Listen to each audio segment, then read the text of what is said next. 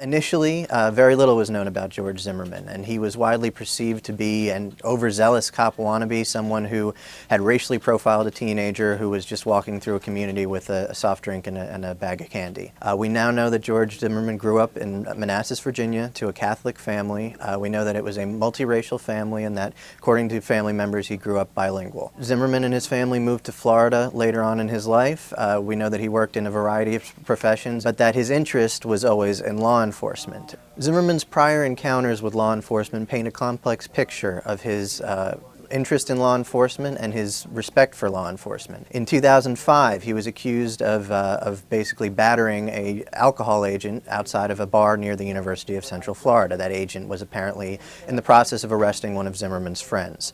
That same year, he was accused of domestic violence by his then fiancée.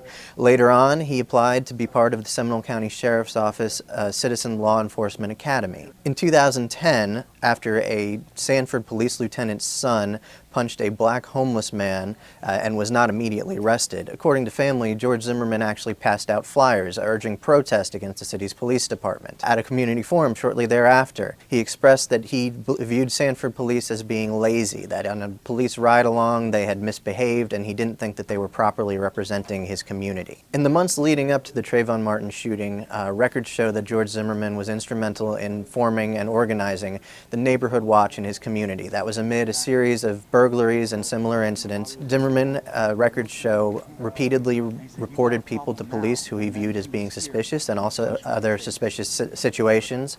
The last of those was Trayvon Martin on February 26, 2012. Zimmerman has insisted throughout that he is not a racist, and a federal civil rights investigation so far has turned up very little evidence that he is. A Zimmerman family member who claims that Zimmerman molested her when they were both children has also said that Zimmerman and his family did not like black people. They don't like black people if they don't act like white people. Since the shooting, George Zimmerman has largely lived in hiding.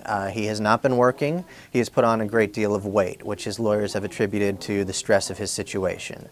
Though we now know a lot more about George Zimmerman than we did initially, it remains to be seen how much, if any of this, his jurors will ultimately hear.